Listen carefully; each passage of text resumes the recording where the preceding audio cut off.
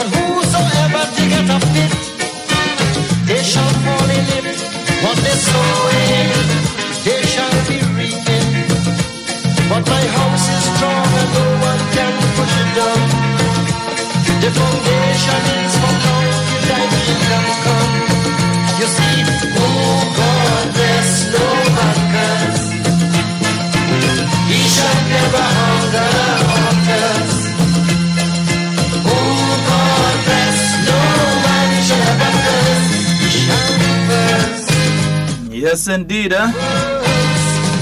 Sometimes you have to play that one for some people out there.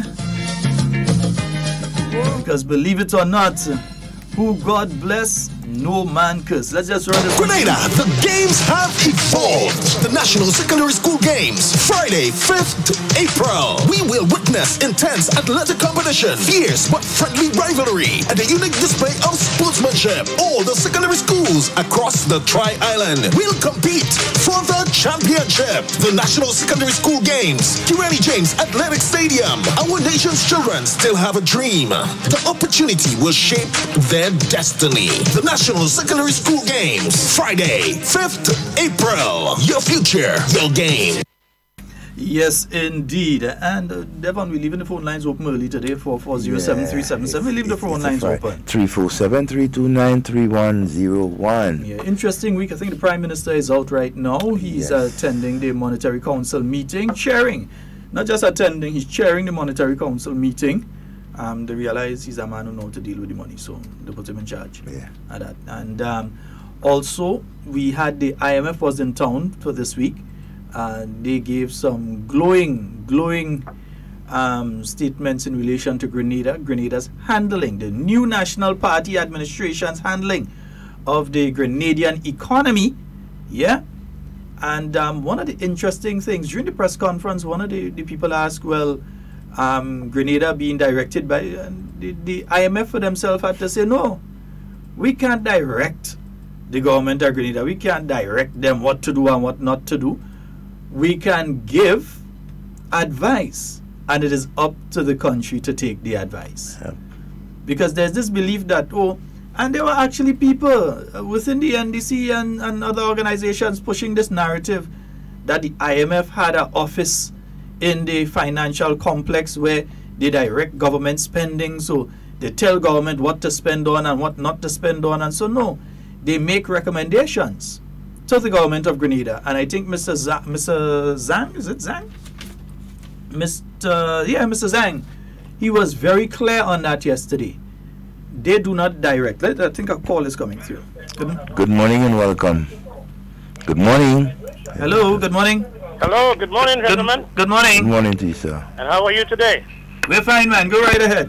All right. This morning I want to just touch on that song you just played, Who God Bless, No Man Curse. It's so relevant. And I hope those that detractors are listening. Because Grenada belongs to us. And sometimes I wonder, the things these people would say out there to the listening audience. And they have to understand it's not only we in Grenada that is listening. Please, brothers and sisters, I want them to understand the world is listening to us. Our tourists come to our shores and they come back. Some of them come back every year, gentlemen. You see? And still for all, nothing is in Grenada. If please, brothers and sisters, development in this country, they won't come back in the country. You know? And sometimes I get goosebumps when I listen to what these people say on radio. It gets me sick. But gentlemen, I also want to send out a belated birthday greetings. I tried to get in yesterday, and I couldn't, because it was shot. So I send out belated birthday greetings to a 10-year-old stalwart. I mean, she's just good. And I want you, Mr. Devon, please tell her that this gentleman sent belated birthday greetings to her. And also, I want the people of St. George Northeast to know that they are loved. Things are going to be happening. What ain't happening yet will be happening soon. So just hold tight. And God is good. Gentlemen, you have a blessed day. All right, my friend. Have a wonderful day. 440-7377. That's 440-7377. 347-329-3101. Right. I finally get the live on my side to work as well. Yes. So let me say good morning to all of you. Hey, Carol. Good morning. Morning to you. Morning to all of you on the line this morning. Dali, you see that you're into Dali it this Rose. morning. Good morning. If one more person tell me about my weight. Right. Okay. All right. If one more person tell me about my weight, right, nice. But you should be glad they're telling you what you're waiting on. That could be a form of sickness, eh? Form of sickness. Hey, Putting on size, I ain't taking off. you never know. You know. We have a caller. Good morning. Don't call not me. Hello, morning, gentlemen. Good morning. How y'all guys doing? Hey, man. A whole lot of things relative to, we might say, one thing that is kind of troubling me for quite a while now that need to be dealt with. As much as the IMF give credit to the government for good fiscal management, and I agree and I understand, and contrary to what I've been hearing, comments from a whole lot of people, that the IMF would quite naturally or obviously give kudos to the government because they are in control of the situation, they are running the program, and so what else do you expect them to say? That kind of perception and language comes out. I think that's hogwash. But as much as was given to us to hold on to by the Prime Minister, who is Minister of Finance at the same time, that we have to bear the burden, make sacrifice for 3 years. Hopefully by that time, everything would settle down and we would have ease up. So far, ladies and gentlemen particularly in the studio, we don't have an ease up. And that's kind of becoming bothersome right now. Over 5 years now, we're having to deal with that whole issue. The IMF is giving kudos. Fine, I understand. The fiscal management is on par. Great. But how are we, the everyday person, as you could say? Don't mind you getting $1, you know. The dollar is flowing 1,000,000 times more than when the other government was there before 2013. Fine. Forget that. You could forget that. We are dealing with a new dispensation. Deal with it adequately. And right now, I am saddened, you might say. I'm not afraid to use the word saddened. And maybe it's an exaggeration, yes. But, hello, that tax is killing us right now.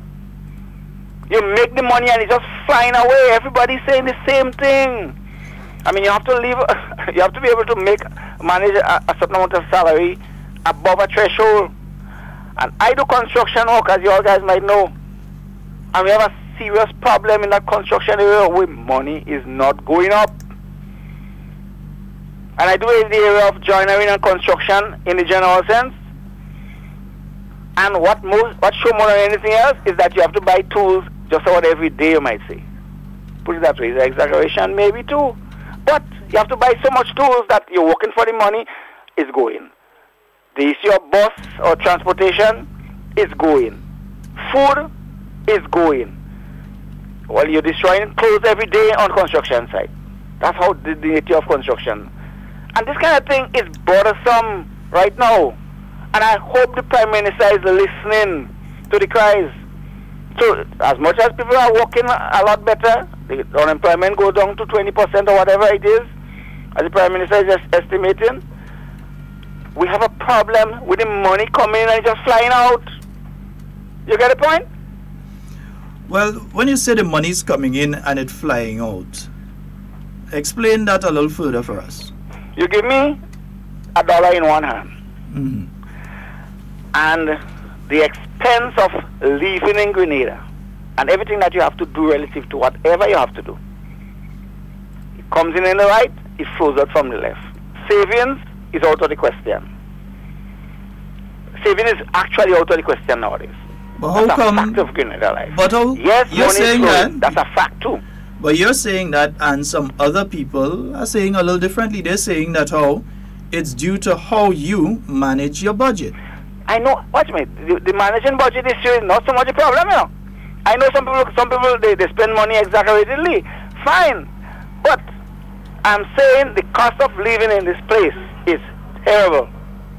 The cost of living, that 15%, along with other taxes that are up on top of it. Watch, there are hidden fees. For example, well, put it there, it's not so hidden, sorry. But, you know, you go to the port, you go to do everything you have to do to function quite naturally. It is creating that problem where you have taxes and, you know, the arbitrary aspect of it. That's why I call it hidden to an extent. Let me ask you go to the port. Let me ask you another question then. You have the trade union movement, certain aspects of it. Sorry, I didn't hear the first. Do you have the what? You say the trade union movement. All right, go ahead. Yeah. Public sector unions are saying that they, in fact, they've already, apart from the salary increases they would have received in January, they have already applied for further increases for 2020, 2021, 2022. So the amount of money that government has to pay to public workers definitely by the end of this year will increase again. And on top of that, they are demanding a 25% gratuity will itself have to be paid through taxes. But at the same time, you're saying that government should lower taxes when the burden on government in relation to payments is increasing. Hey, I understand all that, but who say that you have to do it except you make an agreement with them? You see that whole issue? This one I'm just throwing going that on with that gratuity and pension issue that is showing up there now. But I'll tell you this as well. I visit Trinidad quite regularly, and what I could have bought with $100 in Trinidad 10 years ago, right now $100 in Trinidad is a joke. That could be a lot based on inflation. I understand inflation. You know. I understand the inflation. You know, there are certain aspects of your cost of living that doesn't. I can tell you don't have a control over in your locality. And I can tell you that it is not simply a Grenada issue yes, based I on. understand that to an extent.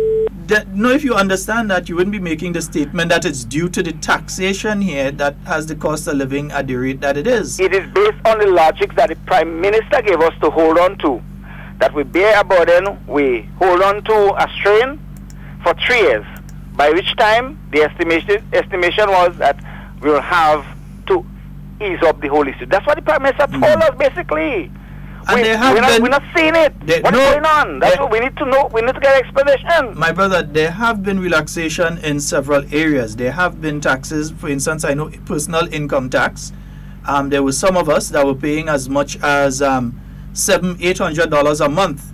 And I say some of us, because I'm speaking from experience, that were paying close to $700-800 a month in personal income tax. Yeah, that has been reduced. I think it's somewhere down to, for those who would have been paying about 7, it should be down to about 5 somebody or somewhere there right now in personal income tax. So there have been a reduction. Stamp tax, I know there's a reduction on that. That should also ensure that some goods and services, the price of them would go down. Yeah, there are one or two other things that I know were reduced. I'm trying to remember them off the top of my head. Over the last two budgets, they have been mentioned one or two things, minor things that have been mentioned that would reduce payments that some people are making. And I know other efforts are being put in place to lower the cost of things like foodstuff and so. The cost of what? Things like foodstuff, the most important things. You're saying things are being put in place? Yeah, I know things are being put in place for that. How long we have to wait for that? Because that's the everyday thing, you know. Especially this type of thing. You see, my brother, Remember at one time we used to have... For instance, when the budget is happening, before the budget, around the island, there are the sessions where you can go and you can give your input on what you'd like to see in the budget, what you think need to be done and so. And many people don't go to those functions and make the points. Yeah, they need to go to some of those functions and make the points too. And if necessary, demand that these things are incorporated into the budget for, if not that year, the following year. Yeah, but that's not it took a while. Who say that? It took a while. Determine exactly what decision is going to be made inside of the ministry and the Prime Minister's opinion in dealing with the issue. It took a while. To have the final say, you know? Hold on, brother. It took a while for Grenada to get to the stage that we were at in 2013, where you had unpaid claims. In other words, unpaid claims within the treasury, money that government owed to the average Grenadian of $110 million, not $110 million that was owed to the average Grenadian taxpayer. Now you've gotten to the stage that is down to 10 million. Yeah, 10 million. As of January this year, it's down to... Yeah, no, based on the facts, not just what Prime Minister said. Based on what Prime Minister said. So, no, that's the facts. That's not just what the Prime Minister says. Those are data that is at the Ministry of Finance that was shown to the IMF. You have to show that to the regional bodies like the Caribbean Development Bank. You have to show that to the World Bank. That's not just based on what the Prime Minister says. You're giving the impression by making that statement that the Prime Minister just says something and that's it. I'm telling you that's what the facts are. And it can be substantiated because it has to be substantiated with both local, regional and international bodies. Fine. So it's not what the Prime Minister says, it's the fact. So it's down to 10 million, which means that money is now circulating in the Grenadian economy. Now I understand where you're coming from to a level that yes, here it is, the IMF is saying that Grenada is doing well. Here it is, the Caribbean Development Bank is saying that Grenada is doing well. All these organizations, but as an individual, you would like to see you be able to have more savings. You would see yourself like to be able to have more disposable income than you had at the beginning of the process. I understand that. But remember, while we live locally, international things affect us locally. We're lucky. We are very lucky we're not to the stage of a Venezuela where every 2 weeks, due to the inflation and all these things, the price of something triple and quadruple and so on. We're lucky we're not to that stage where you have to go with a wheelbarrow to buy a bread just now. We're not to that stage. But the fact that the economy is doing in the way that it's doing opens the door, one, for grant funding for various projects here in Grenada, which means the government doesn't have to use taxpayer money. It doesn't have to use taxpayer money. It doesn't have to take a loan, which is going to incur an interest over a period of time, and you have to be paying the loan and the interest and so on, that you can get grant fundings for various projects here in Grenada, which would mean that government over a period of time would have to spend less and less on certain projects. Be it the seed program, the actual government component may be less. Be it a housing program, the government component could be less. Which means that at that point in time you could lower your taxes a bit because you don't have to spend as much. The amount of money that you have to put out is not going to be as much because you're getting grant funding. But it's based on the performance of the economy. It's based on... We may believe that, yes, it's just a Grenada thing. No, it's based on what these international organizations are saying about your economy. It's based on what the IMF says. If the IMF tell somebody have $10 billion and they decide, I'm going in Grenada and decide I'm going into ICT. They have a young population, very intelligent. They have places for me to set it up. I have $10 billion I want to invest. And the IMF say, that is not a country to go in. You think they're coming? You think if the World Bank tells an individual, Grenada is not a country to go in, that you have super hyperinflation taking place in that country, or they just don't listen to advice in relation to the economy, that that company would seek to come into Grenada? I think I understand that aspect of it very well. So this is why I'm saying what they like. Some people are trying to say that the IMF just mouthing things to impress us because they are in charge of the whole process, so that we're doing what they say and what they expect is being done, and so they give us kudos for that or whatever you might say.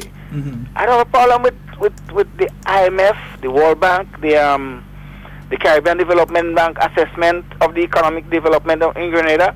Like I said, it is a million trillion times better than it was before 2013. And I sometimes wonder where the hell these people who making that kind of comments, the way they make it, were during 2008 and 2012 and 13. Or up to that point in 13. But my brother, we'll have to leave it there. But the thing is that we need to understand there is a problem going on with that taxation, that how the local people are feeling it, and the Prime Minister need to address that seriously right now. Take care.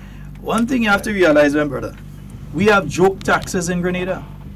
Yes, to us, knowing what existed before, because the philosophy of the New National Party and the philosophy of our present Minister of Finance and Prime Minister has always been lower taxes, more disposable income, more money circulates in the economy. That has been the philosophy of Dr. the Right Honorable Keith Mitchell from day one. It has always been lower taxes, more money into the Grenadian economy. That's what he has always seen it as. He doesn't believe in high taxation. It's a philosophy of his. Yeah? But to take Grenada out of where we were to get us to where we are, it was necessary. And then when you look at the taxation system here in Grenada, and you realize that over the years, there have been many fees, there have been many taxes, there have been many payments that people make to government. That was basically a joke. Things that date back to 1960 something, and in some cases 1950 something, is the last time that some of these areas had a fee change. And those are the areas mainly that were addressed during the period 2013 to 2018. Those fees and structures, some of them, when you looked at them, for instance, I remember there was a long discussion in relation to the one for the guys that work on the boat going up and down between Grenada and Trinidad, and so those boatmen, as you call them, and said, listen, even though the fee is low for these individuals, don't touch it, because that category of worker is not a category of people that making millions of dollars. They're not even making thousands of dollars when you have the situation with some of them. So it's not an area that you would go and raise it. So it was left somewhere, I think it's 20 or 10, no, I can't remember, it's a low figure. You had other areas, for instance, professional services. You had lawyers and doctors and so, and engineers who were paying basically a token fee. A token fee. And that was addressed. So when people talk about all the taxes and things that was imposed, these are the things we're talking about, you know. That doctors and lawyers, people who basically have the possibility, in the case of lawyers especially, are making hundreds of thousands of dollars a year. These people were paying next to nothing for their license to practice law in Grenada. And that was addressed. Yeah? But when you check it, Sheldon, the taxes, the only thing in my view, and subject to correction, that affects everybody across the board right here in Grenada is basically the VAT. And the VAT wasn't imposed by the New National Party. Exactly. But having said that, I think one of the problems as a people we face, we need to adjust, right, ourselves to the modern times. We cannot be enjoying 2018, 2019 with the ideas of the 1970s and 80s. Right? We have to pick up and get in line. For example, some of our, I mean, we are to blame for some of the things that are going on too, you know, as individuals. Our spending habits, right? When it comes to eating, right? When it comes to entertainment, when it comes to our clothing habits, we need to cap a lot of these things, right? Because when you check, for example, our eating habits, a lot of us tend to eat much more foreign products than local products, which is less healthier than what we have here, right? And we spend more. Look at our clothing style. Most of us, especially our young people, right, want to buy an outfit every other day. We want to do as if we're living in New York and Canada and so, right? You see that, right? Our spending habits has to change, right? And so and then if we do that, right, that will help, right, cut in some of the expenses that we undergo, unnecessary expenses. Right? We need to search and not just blame government for a lot of things, because as Sheldon said earlier, a lot of the things that government has introduced was, for example, some of the fees was low down since in the 60s and 70s and never touched. You need to bring these things up, right, and so on.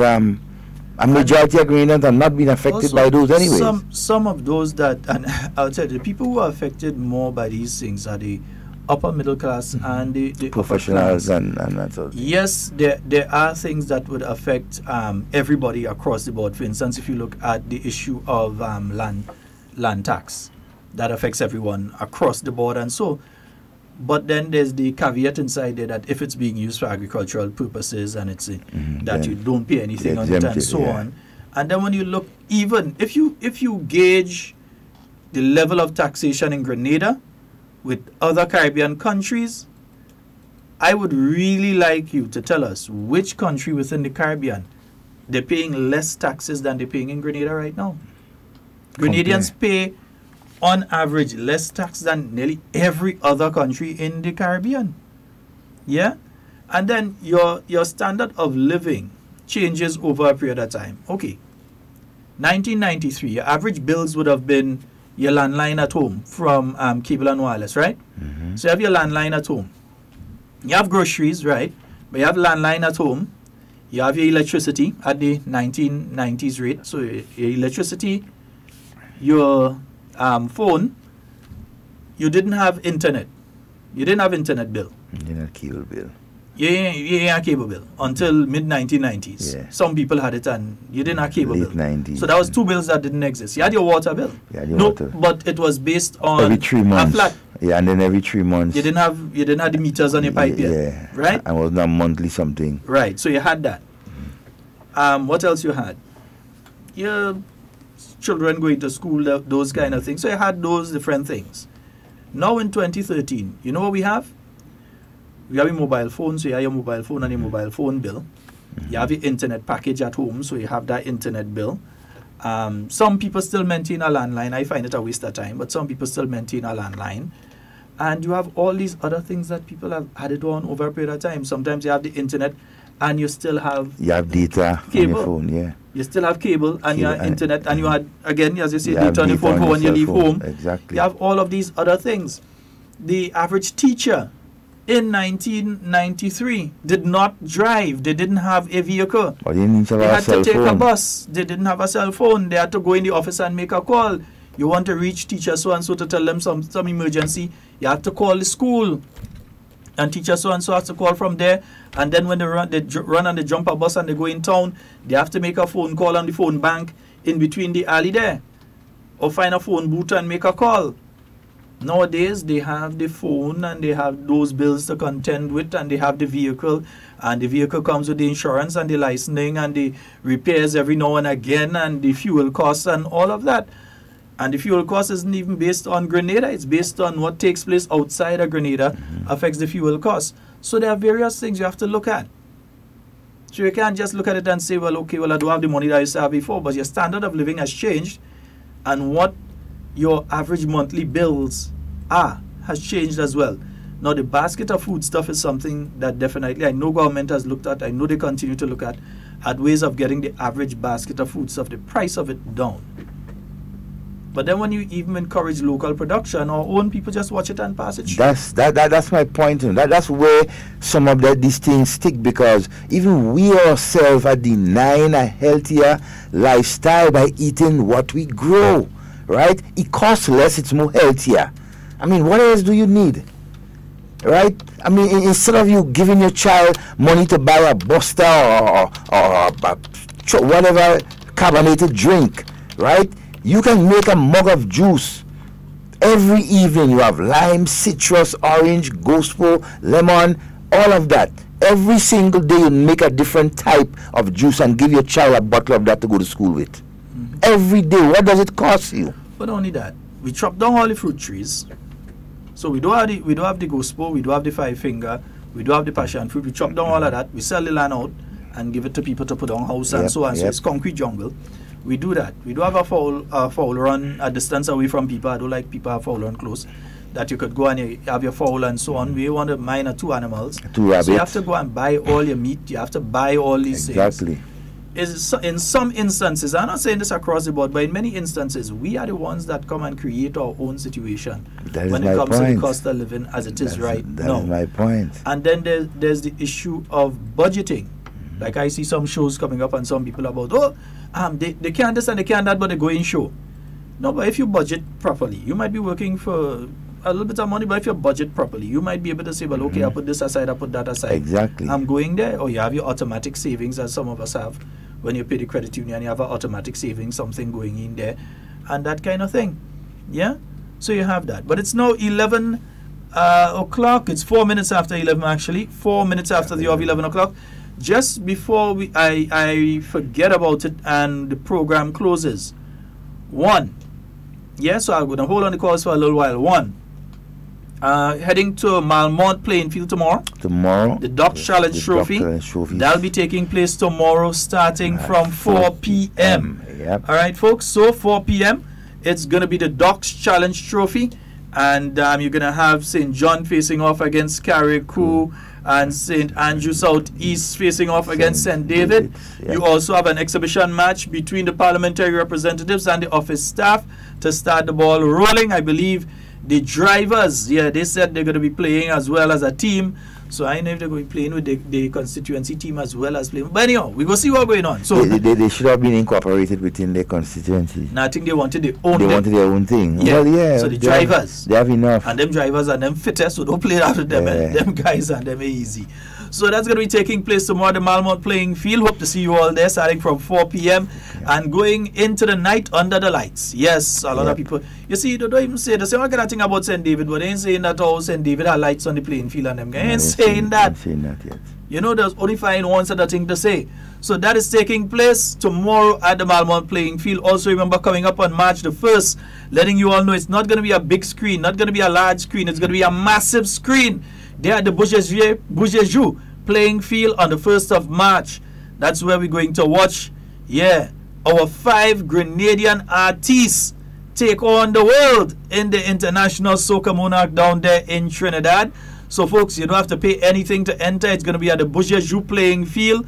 Yeah, that's going to be happening from around 7 p.m. on the 1st of March, Friday the 1st of March. Alright, so you could start making your plans to head on down there from now to view the International Soca Monarch on the massive screen. Yeah, proper DJ system and thing and everything locked down so people can run with it. Yeah, and nobody going and dig and put in a hole and put a jab on your tombstone. Yeah, and them kind of thing, you know. The next time it's trouble in the morning when you have to go and give back the people the screen. All kind of thing. All kind of man say you were supposed to be sober, you end up in the wrong section. Yeah, because somebody take it and run with it. Yeah, all kind of thing. So we're making sure that people think safe, we go lock down everything. Nice. That's going to be happening then. Also, just a couple of days before that, we have 3 massive events taking place in Grenada. 2 cricket we're talking. Right, you have 2 one-day internationals here in Grenada, 25th and 27th of February, right? And on the 26th, you have that massive activity, cultural activity taking place somewhere around the Carriacou, Sheldon, right? On the 26th of February, that's the day between the two one-day. It's a taste of spice. Yep. It'll be everything nice. It'll be happening right there on the Carriacou. Food, drinks, everything. Entertainment by top local acts. So it's going to be wonderful, and you're going to have music, folks. What you're going to have there is you're going to have a real taste of the spice. Now remember, the Barmy Army will be here, and we are going to show them what a real Grenadian carnival is like. So we're going to have Jab Jab, Veko, Short Knee, Shakespeare Mass. We're going to have all of that out on the streets. Yeah, steel band, everything's going to be out on the streets there on the Carriacou. That's going to be the rest day. So the 26th, we're heading to the Carriacou. So whether you're in St. Patrick, whether you're in Carriacou, you can take the boat. There's the Osprey. You just head right across. Dolly C, you just walk right across. You're right there. Nice. So that's going to be happening on the 26th.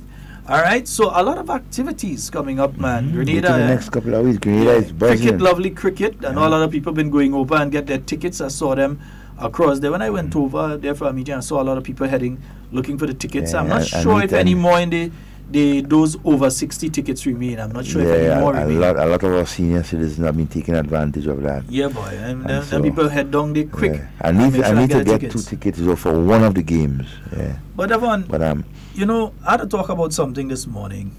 And I saw something come out from former Senator Ray Roberts. And I want to know. He exists still? No, I want to know if Ray is fully right in his head. I make no apologies for it. Asking a question. I want to know if the man right in his head. Because you have Senator Katisha Williams, and for Ray Roberts to attack the young lady, in fact, in the first place, Ray is the last person supposed to talk about something like that. Now, Grenada is a country of 110,000 people, and usually we do have that amount on island because lots of us are listening right now from other countries. Lots of people right now. We have thousands of Grenadians. Maybe the same amount of Grenadians we have here, we have them in the United States and Canada. Maybe even more too. Yeah, we have them there, as well as in the UK. As well, it even have Grenadians in different parts of Africa. We see them tuning in from time to time. Even the African continent. So there's nearly no way that you could go and you don't meet a Grenadian. But they continue this kind of thing about nepotism and who getting job because of what Senator Katisha Williams is doing, that GBN program Beyond the Headlines. Our good friend, Uncle Lou, Classic Lou and you, he's gotten to the age where he's retired now from doing the program and other things. He's been retired from GBN because he's gotten to the age where you retire. So he's retired. He made space for somebody else to come in now. And you have these individuals like Ray Roberts, who used to be in charge of GIS and was still working over at MTV.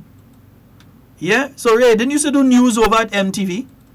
And you can't tell me I wasn't at NDC then because you approached me to join the NDC around that time. So don't even try to say that you wasn't at NDC all the time. I, Sheldon Scott, know for a fact you was at NDC. Because coming up to the 2008 general election, you approached me telling me that ship going down, jump ship. So don't come and play like you was no NDC at that point in time. You was always one. Not just when you run the other day, become an NDC and you run as a candidate. You was one. You may not have been vocal, t-shirt wearing, convention attending and general council walking member of the NDC, but he was a supporter. Opportunist NDC. You may not have been a member of the NDC, but you was a supporter of the National Democratic Congress. And you can't tell me otherwise. Yeah, I know you have your crass and nasty way of responding to people, so I'm unbothered by it because I realize that one of the main problems that Ray Roberts has is that he hates to see young people go forward. He hates to see that. If you listen to his history, when we were in Parliament, if you listen to his history, he always, his thing about the Imani program is send them every budget speech. You could sit down there and you could say, okay, time to take a break because I know what we're going and say already. Send the Imani them to build coffin and to go and ting land and that sort of thing. If they want to do that, believe me, I have no problem for it. But you can't make that mandatory. We don't live in a communist state. You can't make these things mandatory for people's children. What you wouldn't do with your children, you want to go and do with other people's children.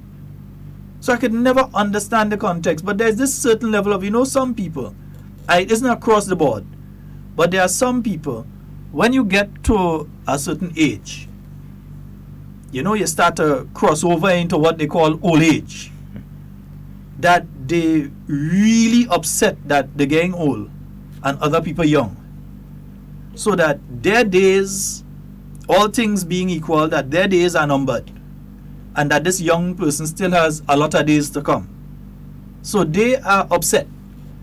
And I tend to find that's the thing I'm getting from him.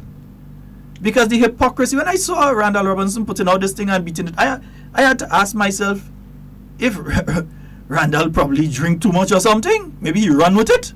Yeah, I don't understand. Because the same NDC was in office.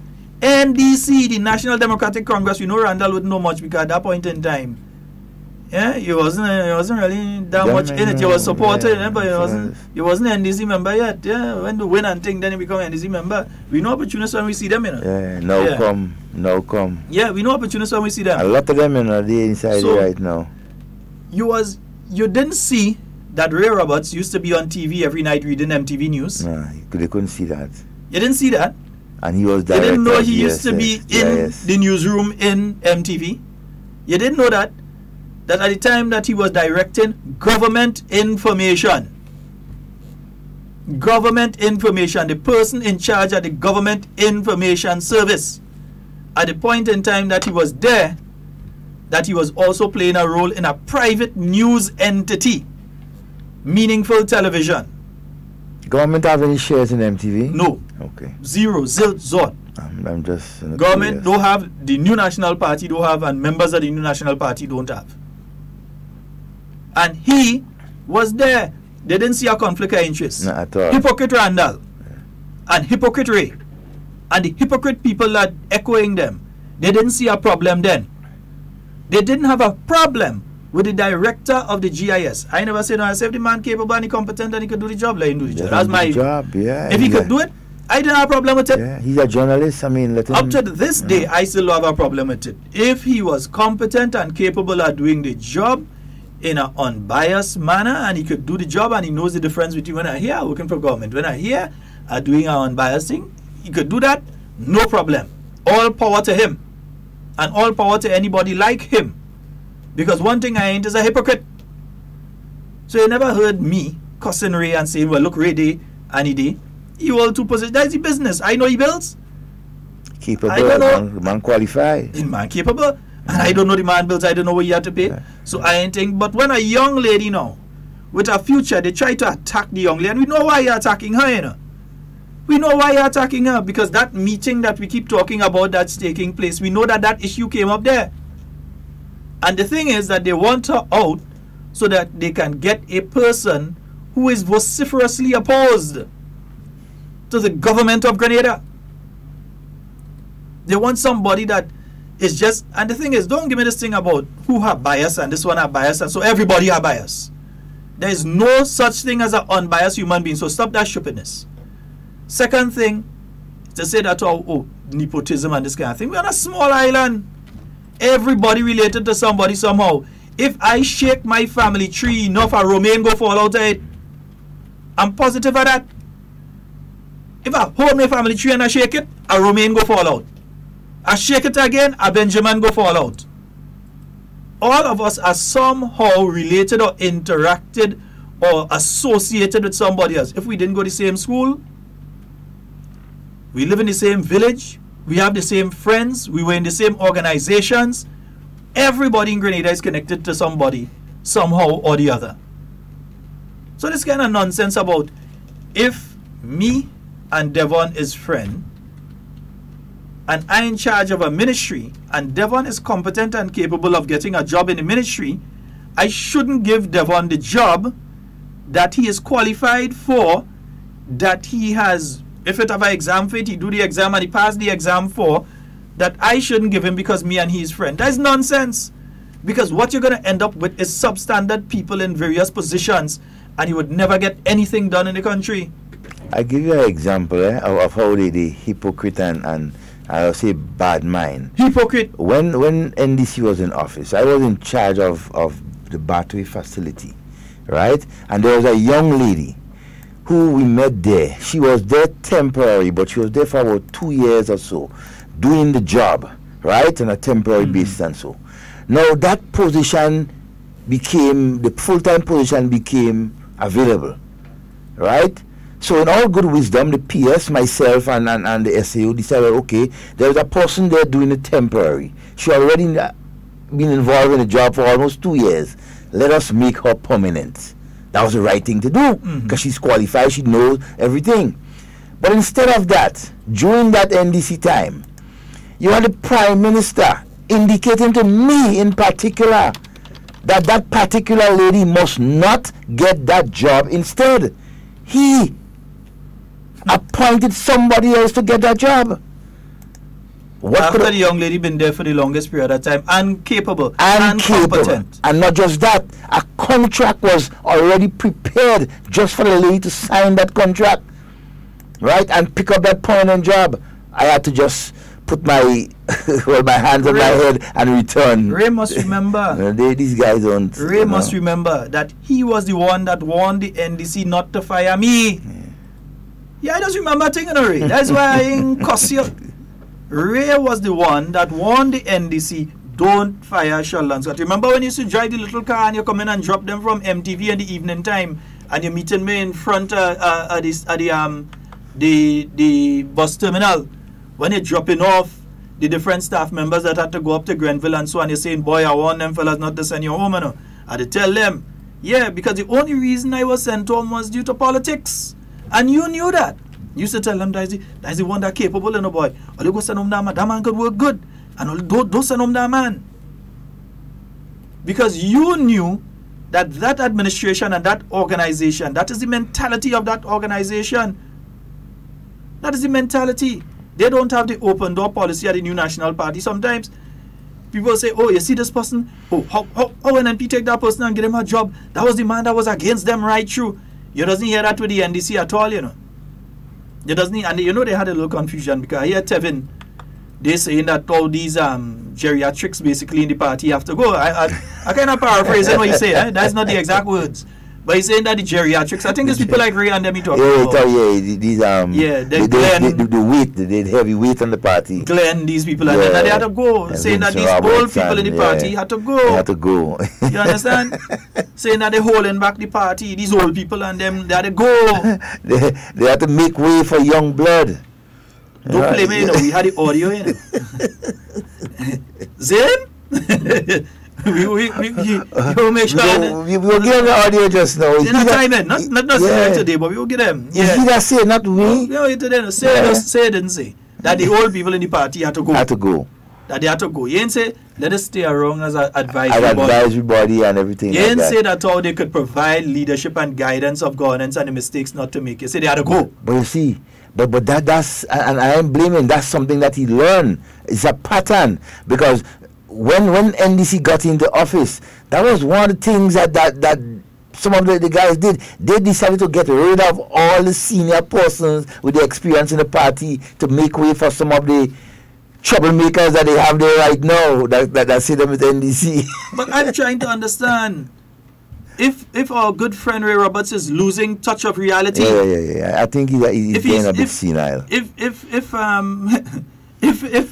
I'm asking myself the question whether Alzheimer's or something is stepping in. Because something definitely has to be wrong. I am no medical practitioner. I have no degree and therefore I do not know what the problem is. Outside, I know the individual is full of the word hate. I know he's full of hate. He hates Dr. Mitchell.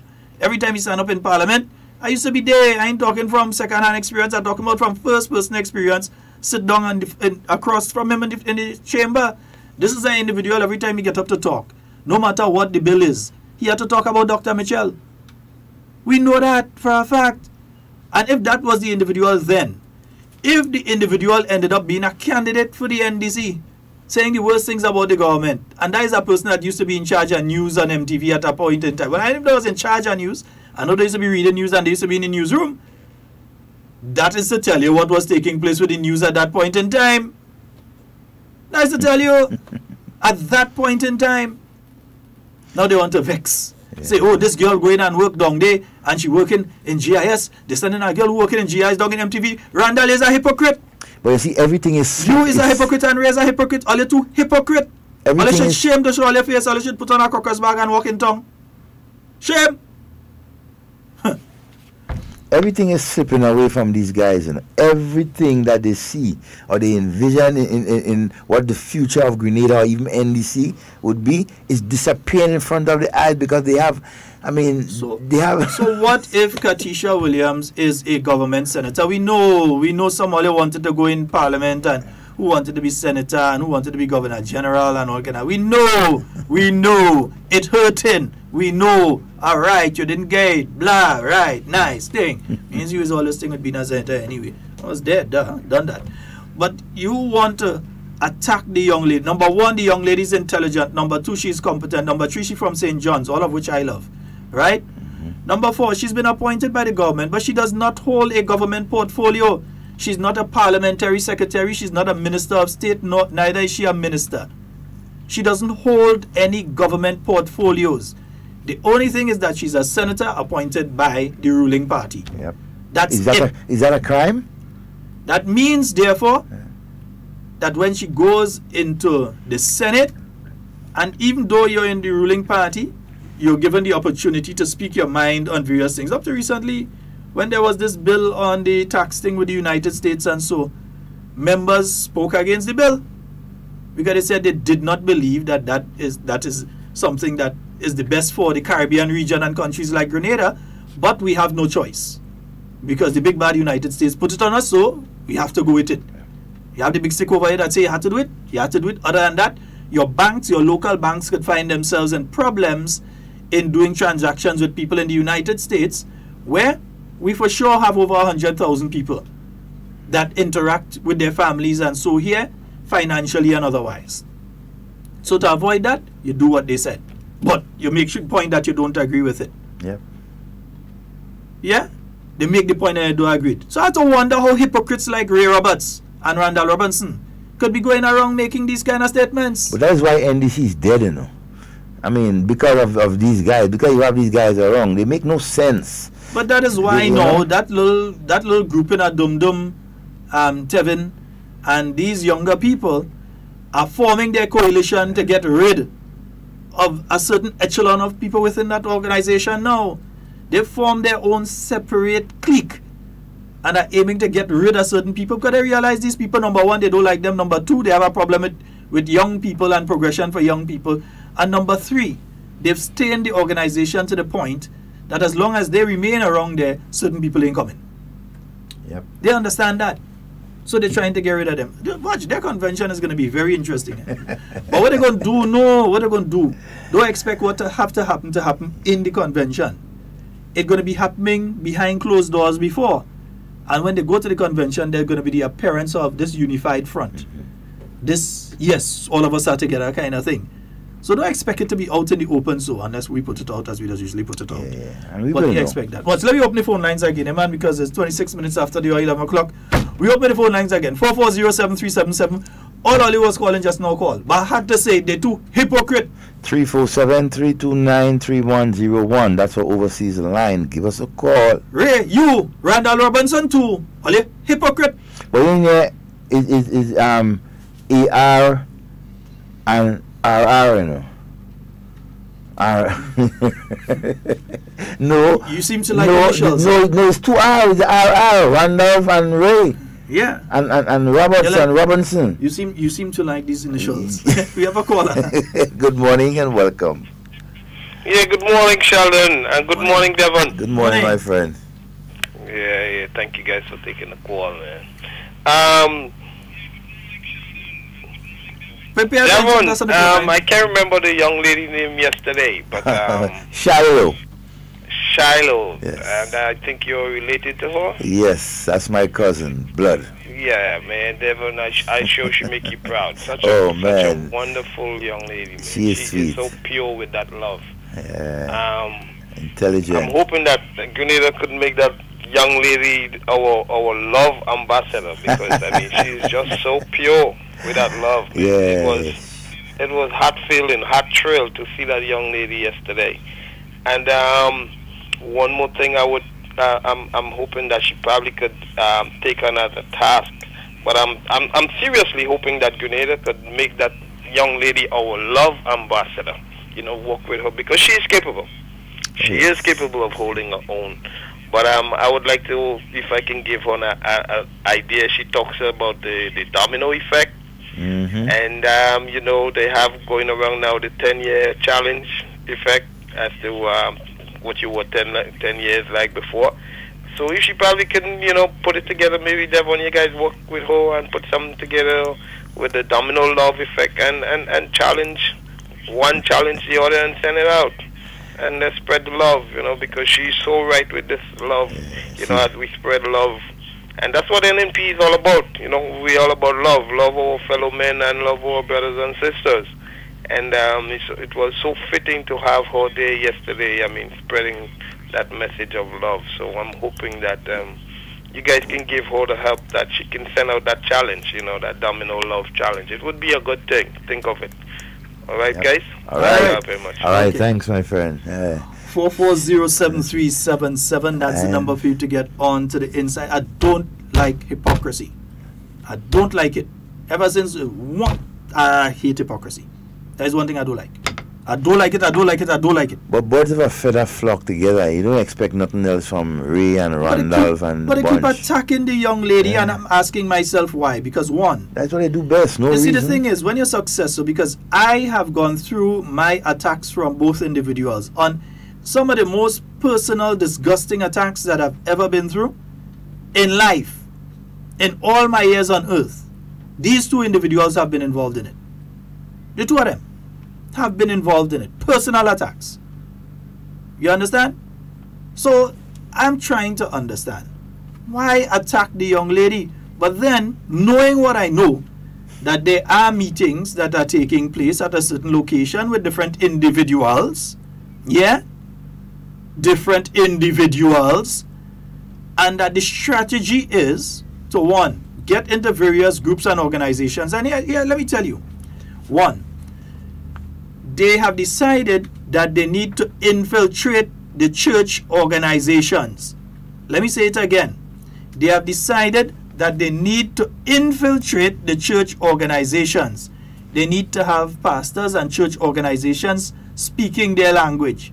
That's why they're doing radio programs and they're cussing the church and saying the church up in, because they want to scare the church into holding their position. They want the church hold the right position. They want the church hold the religious position. They want the church hold an independent position. They want the church to hold their position. To align for them. So there is a plot, and church people, church organizations know that there is a plot by that grouping to take over the churches and the church organizations. Because they want pastor to go on the pulpit on a Sunday and say hate the government. And the government wicked. And the government evil. That's what they want pastor to go on the pulpit and say on a Sunday. But that's not the only organization. Look very carefully at the trade unions elections that are coming up. The Public Workers Union election and also the election for the teachers. Look very carefully at that. And there is a political hand, not from the New National Party, but there's a political hand that's moving in the background. And anybody that they perceive as independent thinking, anybody they perceive as not supportive of them, they don't care if the person is not supportive of the government, but once the person is not supportive of them, they are going to try their very best to make sure that that individual or those individuals are never elected to the leadership of the unions. You know why? Because you hear them, brothers and sisters, you hear them. You hear them on programs saying every day the union's too weak. Shut down the country. Shut it down. Close down the country. Not a bus should run. Not a business place should open. They would love to have the power to shut down the country. But they can't do it because by and large, the trade union movement still had some independent thought. Even though right now you see that puppeteer kind of thing start to move. Those marionettes start to move in the background and pushing certain union leaders to behave and act in certain ways. You know that it is happening. And there's the full intention of that political organization to take over fully the trade union movement and use it as a weapon against a party that they cannot beat head to head in an election. They get like 15-0 twice. They say that approach ain't working. We have to bring them down by another means. So they're trying this. And don't think that's the only organization they want to get into. They're infiltrating your schools. You have certain teachers telling children at the school level, don't take part in the secondary school games. How could you take part in the secondary school games? You're not supporting your teachers when you do that. But they're supporting themselves though. Because the teachers not supporting them that would say a thing like that. This young person has an opportunity to be seen by a scout. Get a full scholarship and everything. Who going to pay for that? The teacher going to pay for that for them? Nobody is discounting the work done by teachers, but those who are merely political operatives dressing in teachers' clothes, don't worry. You found out. We know who you are. Because it's our children you're talking to. It's our children you're talking to, you know. You know, Sheldon, what is dangerous, with these guys? They are trying to apply a two-prong attack. One, they are trying to use some of the old revolutionary tactics of the 70s Committee at 22. and 80s to infiltrate the different organizations to get their message through. Right? I mean, we see through all that. But what is most dangerous on the other side is that they are using a particular radio host, right? A Rwanda-style radio host where they continue to incite violence and division among the people to bring down a particular government. That is dangerous, and we need to be guarded on things like that. Let me tell two people something, because I don't know if they even know what is happening. I wonder if Senator Andre Lewis and the president of the Teachers Union, who I don't think even understand what's going on around him. I don't even know if them understand that as far as these people are concerned, they have to go. Because they can't get Andre Lewis to call a national strike. No, they won't. And as long as they can, they will come and talk to him nice, they will smile with him and they will try to be friendly and all kind of thing and make him feel lazy friend. But they can't get him to call outright a national strike and pull out Grenlec workers and pull out Nawasa workers and pull out Flow workers and all the places that they are workers as you and so on. Pull everybody out. And so, they can't get him to do that. And as long as they can't get you to do that, brother man, must go. All I have to say, and I ain't saying this in the sense of violence, I'm saying this in the sense of politically, watch your back. And LL who playing, think. Watch, in fact, you look for where you get me. Yeah. Wherever you get, look for it. That's all I have to say for you. Whatever you get, you look for it. But they are infiltrating, so don't be surprised. You're seeing it. Look at the union elections that are going on. So they're infiltrating. And they're infiltrating, looking to infiltrate the church, infiltrate the schools, infiltrate the unions. And now they find that we have too much of an independent media. They want to infiltrate the media.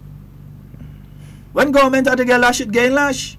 But they find you must beat up the government on non-existent things and things that have already been explained. A lot of them, you know what they want? They want the media to go, and every time you have post-cabinet press briefing, that they come and ask about briefcase. That's all you want. That every time it's a post-cabinet press briefing, somebody come and ask, so what about the briefcase? What about the briefcase? What about the briefcase? What about the briefcase? And you know, they want people to please them and not to be independent-minded. So they're trying, that's why they don't want Katisha.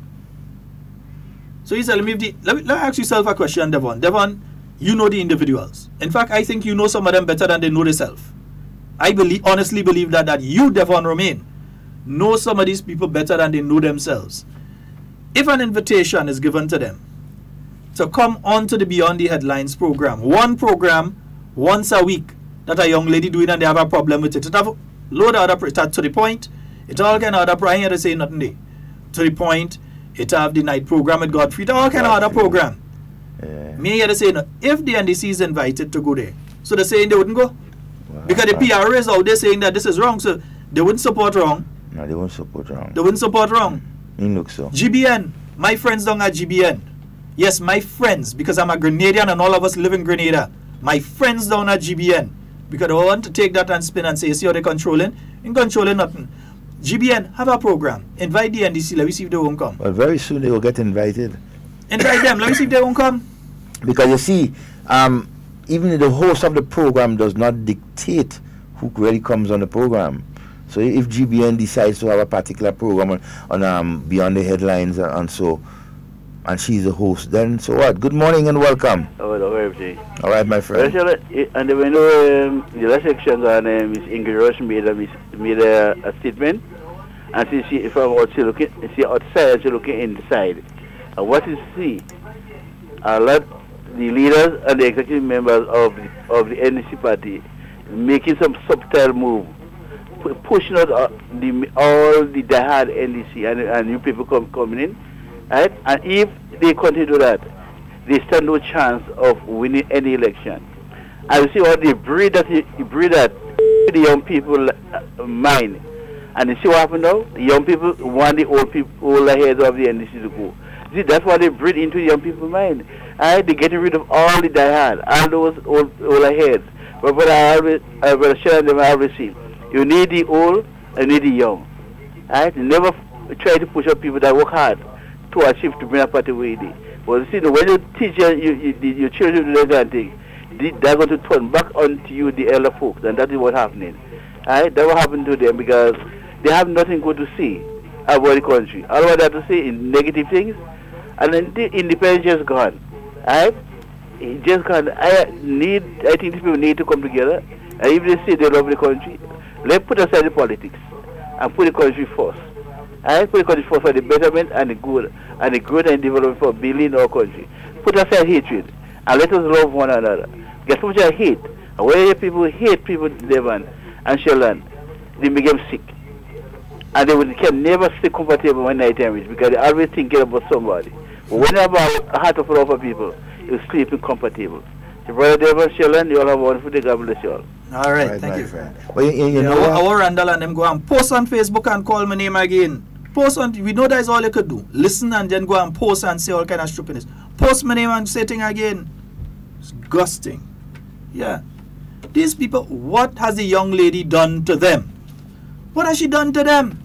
She's highly educated. In fact, we ought to be encouraging young ladies at various institutions around Grenada right now to use her as a model. You don't hear she name calling in no tebe. All you're trying to create tebe for the young lady right now. You ever hear this young lady name calling any stupidness? St. John's people could tell you, and St. John's people, you all not to tolerate this sort of stupidness from people like Ray and Randall and all the others that have been doing this thing. St. John people, she grew up right there in between all you know her and all you know she never did no stupidness. Highly educated. This young lady should be used as a model for other young people of how to develop yourself. From where she was to where she is right now. But instead of that, you have some people, some big hardback man, one living life already, one. Well, anyway, let me don't even start on here. Let me go. Good morning and welcome. Good morning. Hello. Good morning, gentlemen. Morning, Good morning sir. to you, my Lord friend. of mercy, all you on a roll, man. Go right ahead. All you talking like if the weekend have 4 days in it. Now, let me say this. The point is, those of us that have been trained with the technique of infiltration have already done so quite successfully. That is the reason why they lost 15-0 back-to-back, and they don't even realize what have happened. Now, let me say this. You talk about Ray. Ray must lose touch. And the reason why Ray have lost touch is because he have associated himself with a group of people that is out of touch. Now, this is for Devon. Devon? Yes, sir. When you see how the NDC have deteriorated, you don't feel sorry for them sometimes to see that we was so deeply involved with them at one time. You don't feel sorry? I don't feel sorry for them at all. You know why? Nothing was wrong with that. When I lie into a doctrine, a worthless doctrine, you have to prepare for the backlash. I don't sorry for them at all. They were destined to destroy themselves. All right. Now, listen, this is my most substantial point quickly. Now, those that question the conclusion of the IMF, the World Bank, the Caribbean Development Bank, the Eastern Caribbean Central Bank, the European Union, Standard & Poor's, and the Moody Group. These are the conclusion of the world's most reputable financial institution. Now, just because it is happening under the leadership of Dr. Mitchell and the NNP, they are prepared to put their reputation on the line and deny it.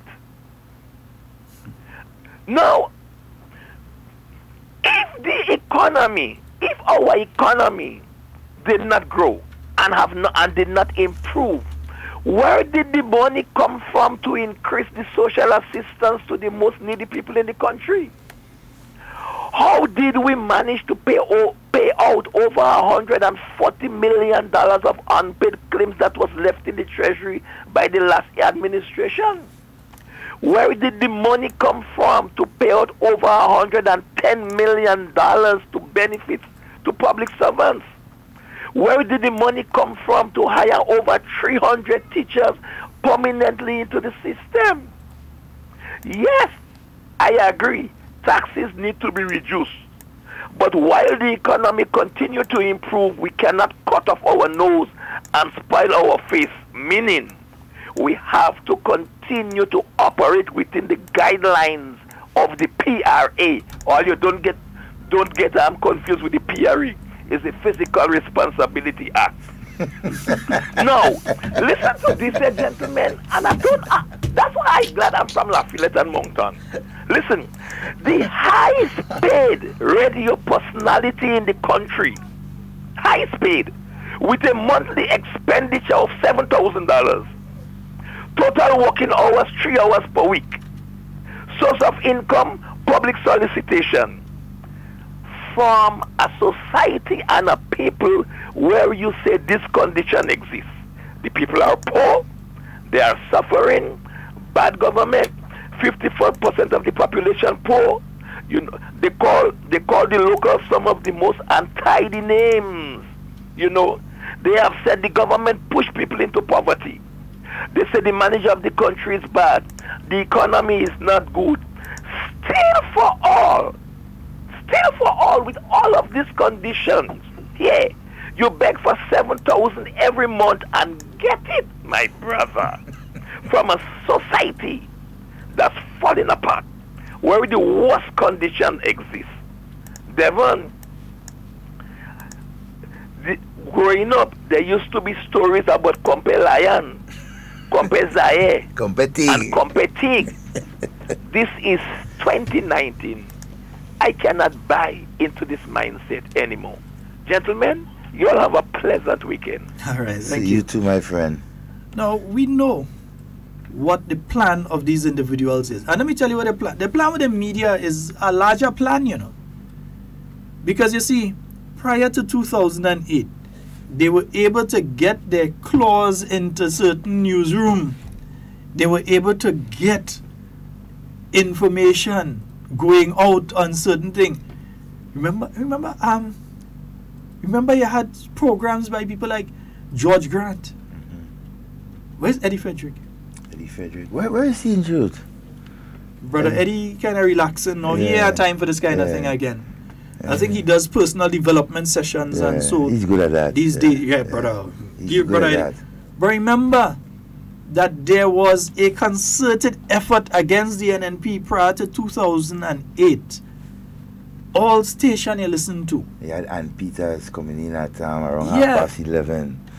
But they now have seen that the New National Party has this radio program.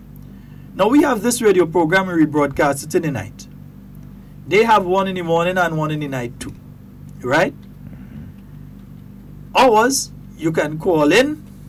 There's the official one that they call by the NDC name. They have not opened the phone line in close to 7 years. Might be more than that. And most likely it's closer to 9. They have not opened the phone line on their NDC program.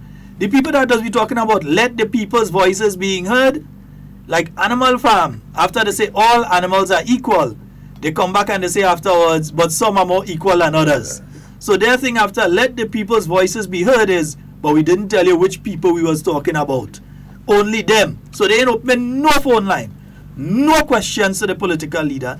No questions to anybody. And plus, the kind of guy they had doing that program on a Sunday, I know he just throw word at us every now and again, Devon, because he wants us to respond to him. Boss, you ain't at the level to be responded to. Go back to journalism school or something and get some class. I work with you for a number of years. It's a waste of time. Empty bag. By the time you're doing so, pop! So don't even expect us to respond. You could come Sunday and call our name as much as you want. You're not at the level to respond to because you make no sense. Right. It's fellow like that have that go against former MP in Guav, Mr. Church, and undermine him. Poor Church. You understand? When Mr. Church thought he had people with confidence, that he had confidence in around him. That could have backed him and helped him move forward. Little do we know that he had others sowing that seed, right, of hatred against him. Call we name again. Yeah. Call we name, but open your phone line. You're not at the standard to take phone calls, I'm telling you. I know the phone line inside the studio they're working. I know for sure. 4374933. It does work every morning. It does work all the time. 4374933. That does work. We know that. Them what them could say about what them. But they don't open the phone line. You don't have the ability, the competency, the capability. Go in and 8-9 years now, all you can open my phone line for a program. But all your keyword is let the people's voices be heard. All you hypocrite.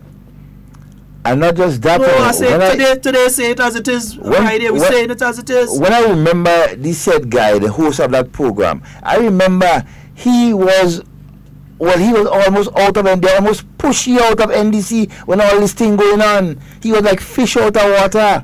Understand? Nobody no fish. Let me go down there. Nobody no fish. When I see them now have this big voice and thing and defending those same crooks and them. That enough time, eh? You understand that mash up the NDC and the NDC government. You know what? Let me leave them alone. I give them too much airplay. But their plan is to infiltrate the media, and what they're doing, they are basically saying that the New National Party is doing what they want to do. So they're saying the New National Party is taking over all these media houses, and NP taking over this station and that station and all kind of thing. For weeks pushing a story that NNP taking over MTV and this kind of thing. MTV is a family-owned business, you know. Errol Maitland, children and so. Errol Maitland started that. I could tell you, as well as people like Linda Straker, because we trained with Errol Maitland, in July of 1996. We trained with Errol Maitland. There's several other people listening to this program now who could verify that in July of 1996, before he opened the Voice of Grenada radio station. Voice of Grenada radio station was opened in November of 1996. You know, I could tell you that. I was the first person doing news there. And that's a family-owned station. NNP buy it. NNP take over. VOG. Voice of Grenada, Magic FM take over. And all kind of nonsense. Because that is what they plan to do. But if they put the flashlight on us, then they are standing in the darkness to do what they want to do. So they're upset when they see different people going there to work. They're upset when they realize, oh, they have a press conference and nothing from the press conference comes out in the news at the night. Nothing comes out in the night because you all have nothing to say. You're holding a whole press conference, and at the end of the press conference, Devon, the poor journalists that they can't make a story out of anything these people say, because one, all they have to do is talk about Dr. Keith Mitchell. The same story all they're preaching for the last 15 years is the same story all they're preaching now. Recycled paper. I mean, they just... The briefcase gone digital. All you only talk is same old story. All they've been given. So when all the press conference finish and nothing is said in the press conference of substance, just as such a vitriol and nonsense, and the media at the night time decides, no, well, we ain't going on broadcast that. Where are we getting from there? Half of our story, all your vex. Oh, the media bias and the media ain't bias. All you that wasting the media time. So don't blame the young ladies and young men in GBN. Don't attack the young people in MTV or who working with Real FM or whichever radio station who does the news package. Don't vex with them. If you have offered nothing, they will put nothing out. Then you vex when they put out, oh, ANC is only government news they bring in. is the government of Grenada. So if the government of Grenada have a housing program, and the housing program is coming in a particular area, and it's going to offer opportunities for people in that area, so the media people supposed to decide, no, we supporting NDC, we ain't bringing that story. Let the people in that area suffer so they go vote for us. No, they have a responsibility to bring it out. So if what government is putting out makes sense, they're going to put it out. You can't vex with them for that. If you're talking stupidness, nobody ain't going to listen to you. Nobody ain't going to listen to you. And that's free advice. Grenadians would like to give everybody an opportunity to air their views, you know. But when you continue talking nonsense and things that doesn't make any sense, you're repeating yourself over and over, they just will shut you down and you wonder what's happening to you. You understand? So, I mean that's some advice, eh? I mean, you don't need to give you all. The Media Workers Association has an election. The Media Workers of Grenada, not the New National Party supporters, not the New National Party, not the government. The Media Workers of Grenada come together and they select an executive. They vex. Why? Because they want a person who is anti-government or perceived to be anti-government to be in charge of the Media Association. So they vex. Because the person who is in charge of the Media Association vex with them. They want to vex with the churches because they find, oh, the churches ain't echoing what we say. The churches don't have to echo what you say. Who you is, God? You're out of order and you're fast. The churches don't have to echo what you saying. Well, the churches have to echo what God's saying. They start beating up on the trade unions again too. But they want to vex with the trade union. I see they attack Brian Grimes. Yeah. Brian Grimes is an NNP. And Brian Grimes, oh, election coming up, get rid of people like Brian Grimes and so on.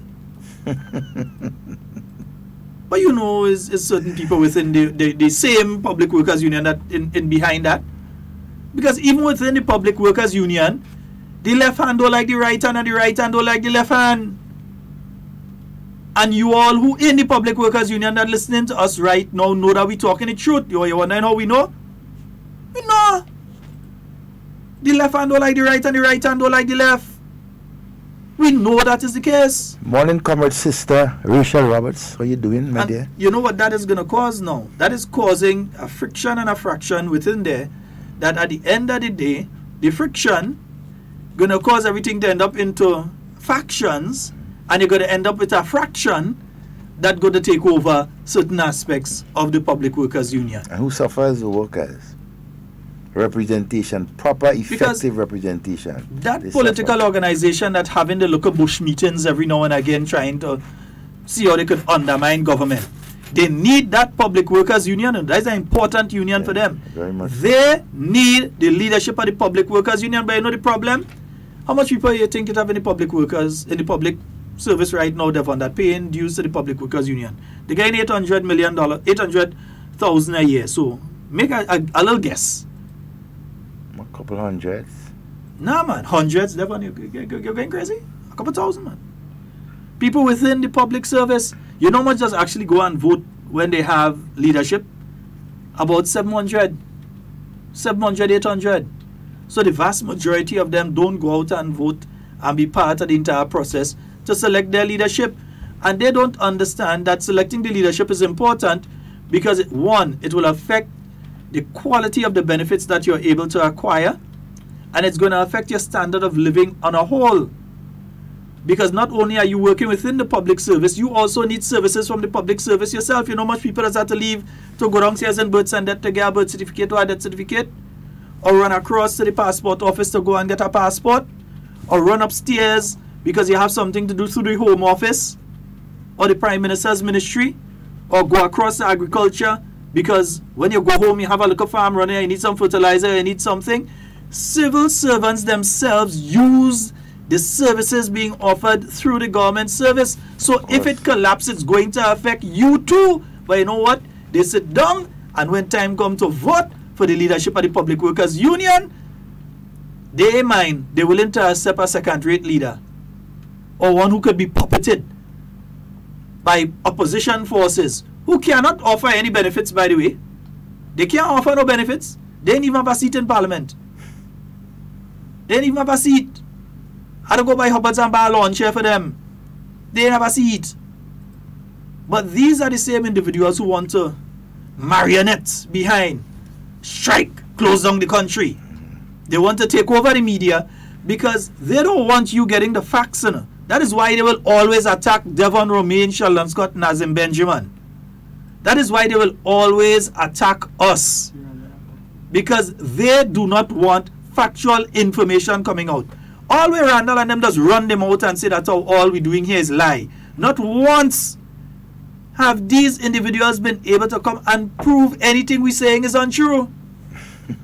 Not once. They have not been able to do it. But they want to build that mentality about people. They lie, they lie, they lie, they lie, they lie, they lie. Don't listen to them, they lie. Why you don't want people listen to us? I want people view your pages and I want people listen to you because I want them to see how hypocritical you is. Interfere with the young. What the young lady do earlier? What she do earlier? And she said, Williams may be my family too. She may be my family too. What she do you all? Be successful? Be a decent young lady? You see her in any skimpy revealing piece of clothes running up and down the place? You could hear she name calling in any wrongdoing? What she do? Why not a decent young lady to run a program? But the difference too with them and the New National Party is that the New National Party is making way for young people to take control of the leadership of the party and the government, the country as a whole. NDC don't leave no room for young people to go upwards, only downwards. You understand? But I mean, look at the difference with this government, led by the New National Party, always making a way, right? Making room for the young people to take over the reins, right? When their time come, train them, prepare them, educate them properly. That is what we are about. Who God bless, no man curse. Folks, that is all the time we have for Hard Talk. It's been wonderful being here with you. My name is Sheldon Scott. I'm Devon Romain. And in whatever you say and do it safe and secure. I want to be speaking to and with you. I'm not about you. Love each and every one of you unconditionally. Yes, indeed. Enjoy your weekend.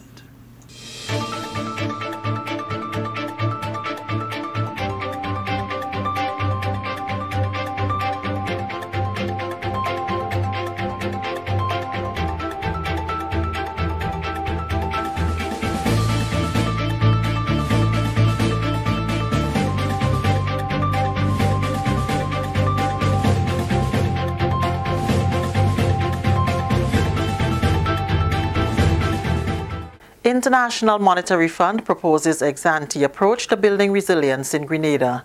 Details to this story and more in the National Report.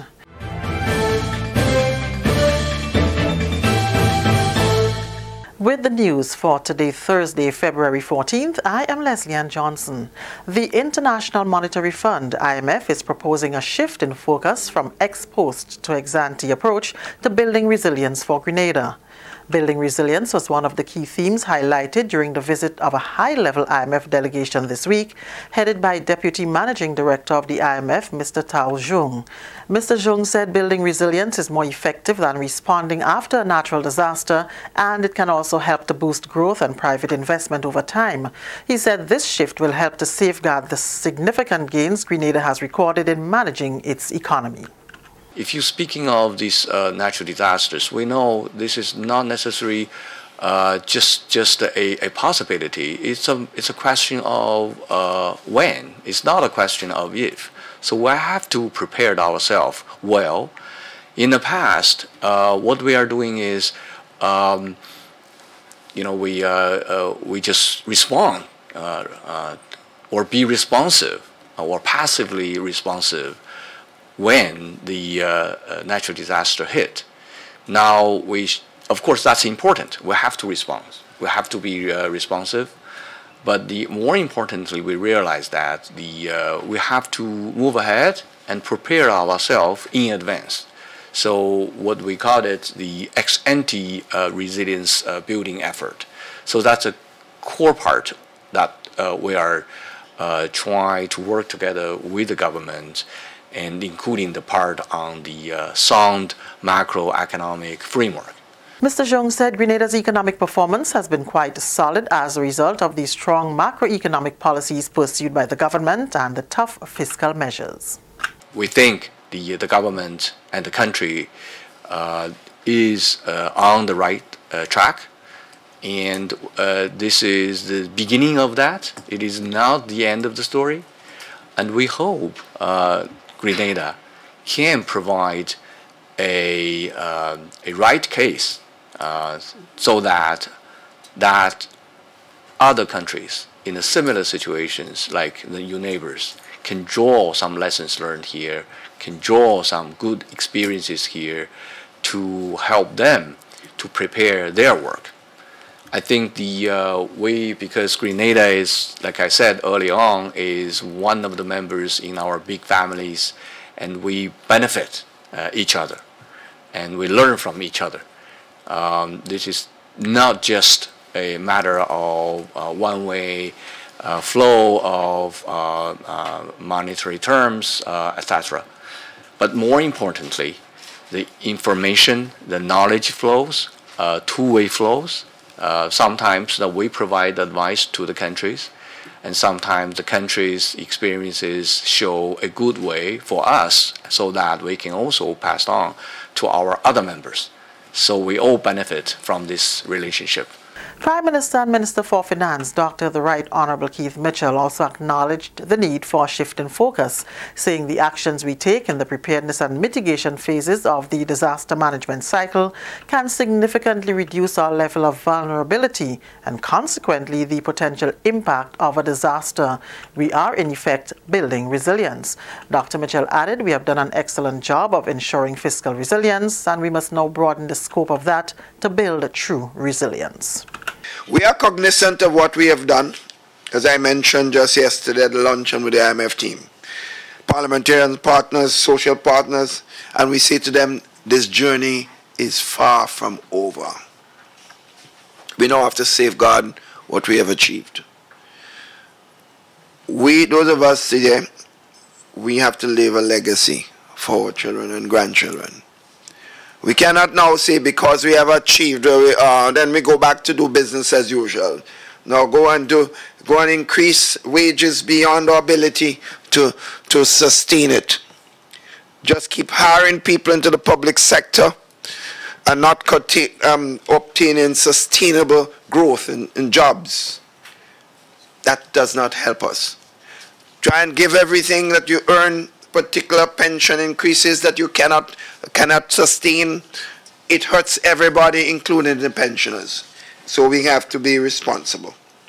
So, finally, government is already keenly aware of the significance of this and the resilience, the fiscal, infrastructure resilience, the financial resilience and social resilience that we must have as a country. Meanwhile, Prime Minister Dr. The Right Honourable Keith Mitchell left the country on Thursday for meetings of the Eastern Caribbean Central Bank in St. Kitts, following which he will travel to New York to participate in independence celebrations with Grenadian nationals there. On Thursday, Dr. Mitchell participated in the afternoon session of the 3rd Annual Growth and Resilience Dialogue with Social Partners, which was held under the theme Building Resilient Institutions and Infrastructure for Sustainable Growth.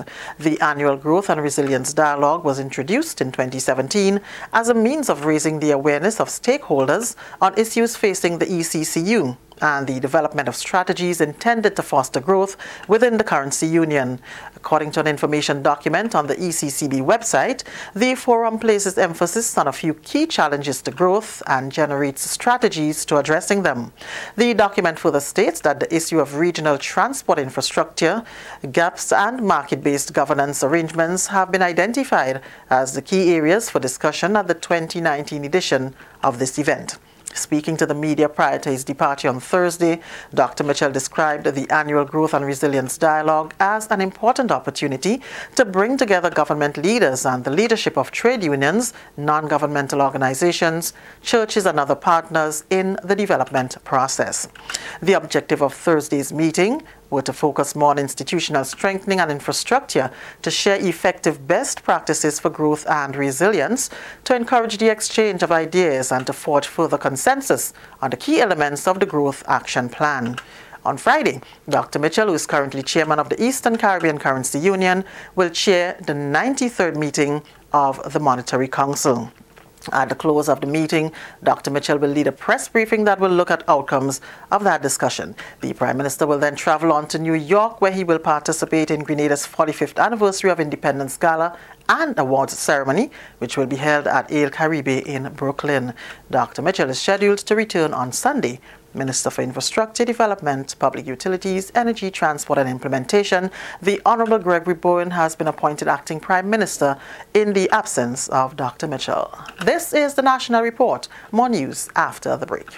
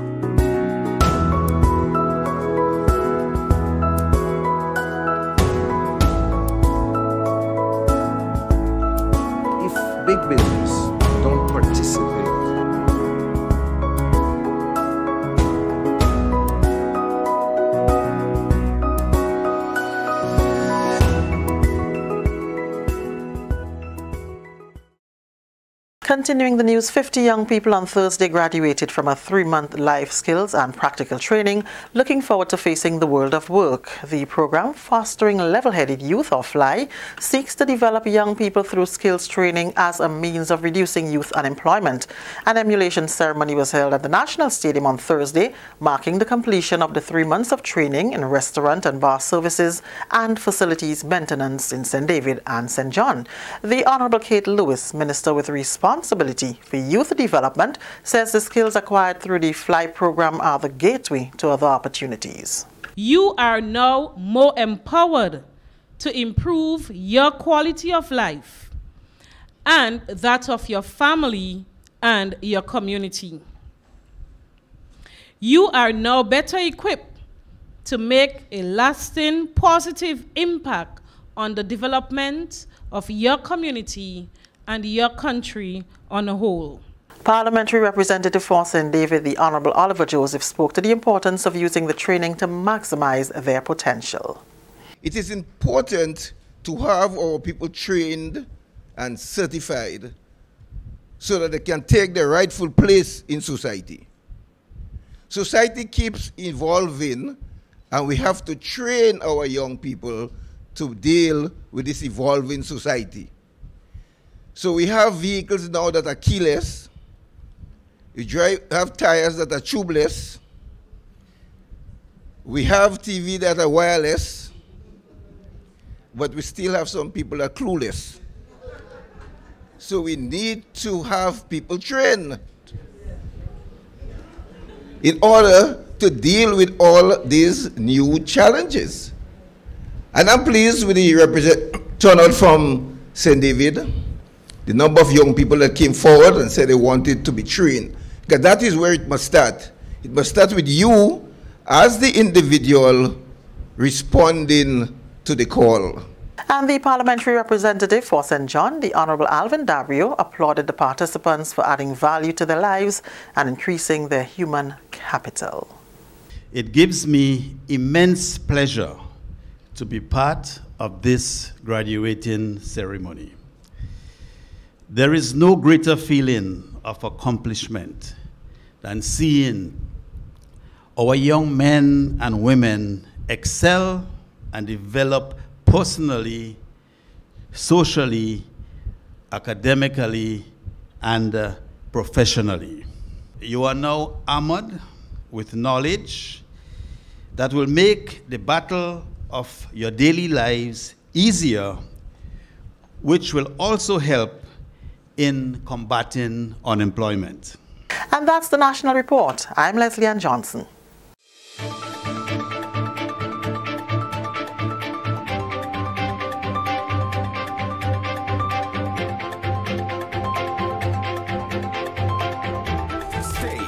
With all that's happening with the new national party, NNP. Send us a message via text or WhatsApp on 405-8683 with your name, email, and constituency. Stay in the know with NNP. Get updated.